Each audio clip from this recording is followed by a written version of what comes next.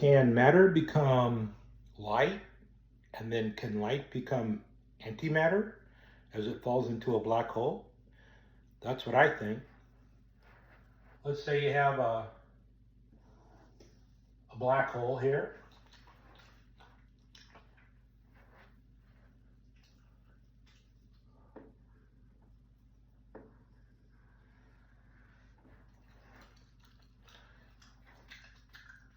And then out here, you have some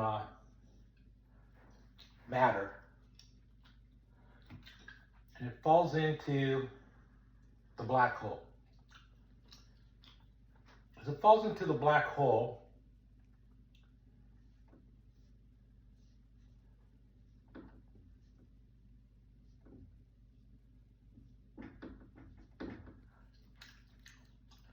you have three dimensions, X, Y, and Z. So this is a sphere, a spherical a spherical matter with three dimensions. As it falls into the black hole, it gains velocity faster and faster. And as it gains velocity, some of its matter that's oriented within the fabric of space begins to reorient into the dimension of time. So it becomes, let's say y and x remain unchanged, and let's say the velocity is in the direction of the z-axis.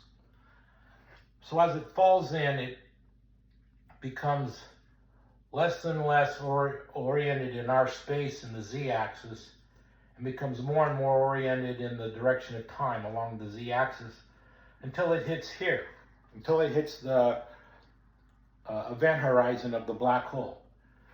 At this point, it only has an X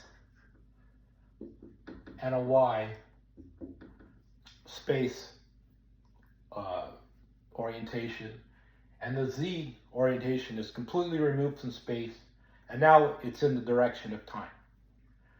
What do we have that's two-dimensional and travels at the speed of light? That's a photon.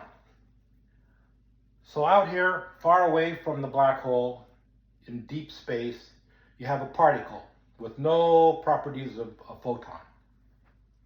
And in here at the event horizon, the particle has transformed into a photon. It has properties of space along the X and Y, but along the Z-axis, it's gone, it's removed from our space, and now it's in the dimension of time. So you have a photon, a two-dimensional transverse wave at the event horizon of the black hole. It's stretched out infinitely long this way, and it's been pushed in infinitely small that way. It's a beam of light. So all of your atoms that make up your body, all of the little particles, they've all been stretched out, blown apart, and they've all become photons, stretched out infinitely long into a beam of light. Now what happens when you fall towards the point of singularity in the center here? What happens to this photon? Well, I believe it starts to become antimatter, where time and space begin to interchange. At the event horizon, space and time have become zero vectors, and they're equal. They're like they're the inverse tangent of V over C, and that's the angle. And when that angle is at 45 degrees, V equals C. And so that's a zero vector. But as it falls inside, now, so out here, Z is a spatial dimension. In here, Z and time, the dimension of Z and the dimension of time are zero vectors are aligned with each other at they're a 45-degree angle on the Minkowski space diagram, time-space diagram. And now, as it falls inside the black hole, Z and time begin to separate again. But now, what was Z as a spatial axis out here becomes Z as a time axis inside the black hole, and time out here now becomes a spatial axis on the inside of the black hole to an observer somewhere outside the black hole.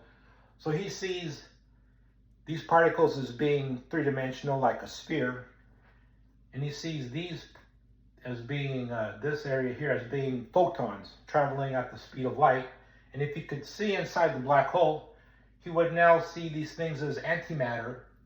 And the further they get, as further they move towards the center of the black hole, the more the outside observer would see these as becoming more and more like antimatter, where their time to this particle is space to this person, and space to this particle is time to this person. So inside the black hole, we have antimatter.